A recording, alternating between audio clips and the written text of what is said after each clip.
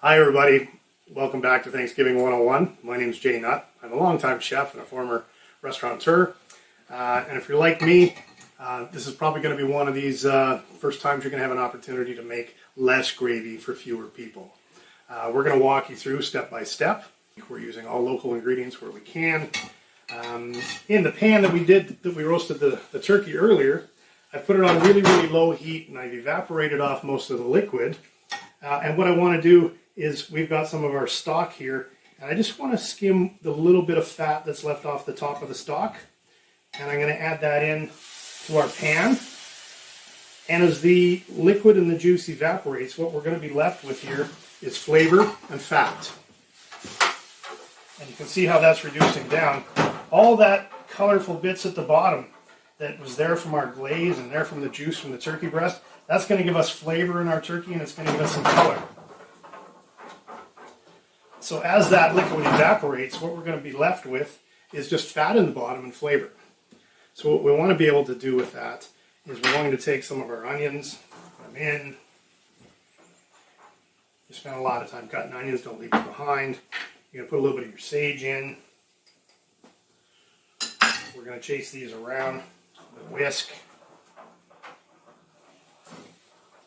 And if you're here and you get a chance when you're doing this at home, this is the part where it smells really good.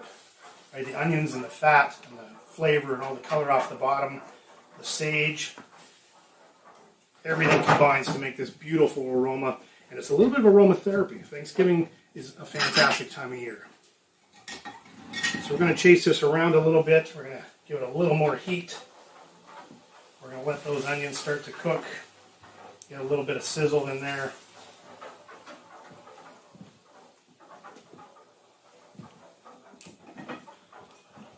Take some Ontario white wine. Use your favorite. One of my mentors once upon a time said to me that make sure you're cooking with wine you like to drink. That if you start with a mediocre wine and you put it in a pan like this and you increase the heat, you reduce it down, you'll have an intensely mediocre wine. So make sure it's something good. Make sure you find it on the shelves that it's got the Ontario label. We're going to let this sizzle and sizzle and sizzle. You can see the steam coming up. And so we're continuing to let some of that liquid evaporate. What we want to get it down to is just the fat and the onions and the herbs left. And then we're going to mix in some flour. And what we're doing there is what chefs will often call a roux. So it's an equal mix of fat and flour. And that's going to be the base for thickening our gravy. So you can start to see this a little bit, that the liquid is evaporating. We've got the onions cooked. The sage smells like $1,000,000. We're going to mix in our flour. When you're making gravy, and it's okay whether you've used a whole turkey or turkey pieces, that keep the drippings, keep the pan, keep all the stuff in the bottom. That's where the flavor that's where the flavor for your gravy comes from. So what we want to do is nice and slow is sort of mix that flour in with the fat and the onions, and you want to make a paste. And you want to make sure that's completely and collectively stirred together so it's nice and even. If you don't take a couple minutes and cook it out at this point in time, you're a lot more likely to end up with lumpy gravy. When we get it to here, you can add a couple of ladles at a time for the first, using our stock.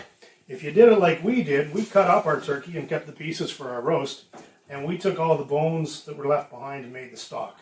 So turkey bones, onions, carrots, celery, a couple bay leaves, some parsley stems, thyme stems, a little bit of sage if you like, a little bit of white wine for flavor, and just let it simmer. Don't boil your stock. That's a common sort of error that people make. But let it simmer, let it draw the flavor out, let it build body. If you want to build that stock in advance, that's one of the things you can do, and then leave it in the freezer. Pull it out as you need it. So you can see there we've added about a third of the stock so far, and it's starting to get all mixed in and emulsified, and you can see that we don't have any lumps there. So I'm going to balance that and not lose it, I hope. There we go. So those first couple bits of stock that you put in, do it ladle by ladle. As it starts thickening up, you can increase the heat again. See, I knew I would drop that in. Increase the heat again and start adding your stock a little bit quicker, a little bit more at a time. And because we did it gradual, we took our time, we stirred in the flour and the fat, let it all mix, make that roux, we're not going to end up with any lumps. So I'm going to increase that heat a little bit. You want to bring it up to about a simmer. And that process, once it comes to a simmer, you're going to need another minute or two, sometimes 3. You want to let it cook a little bit because that's what cooks the flour out. It helps develop the binding powers between the fat and the flour, and it's what thickens your gravy. So if you don't cook it long enough, that gravy is going to split. It's not going to thicken properly, and you're going to be frustrated. One of the things you can do, once you get it past this point in time, and it's almost as thick as you want it to be, is we can see here that the herbs are nice and the onions are nice and cooked through. If you want a really silky smooth gravy, you can transfer it into a suitable container and use a hand immersion blender, or pour it into a blender and do it in pulses. Always be careful in a blender that you don't blow the lid off, it's hot. And you can make it as silky smooth as you want. But this way, with a little bit of onions, a little bit of sage, you're going to finish it off with some salt and pepper to make it taste good. And you're going to do that just to taste. So in our case, I'm going to take a little bit of fresh ground pepper.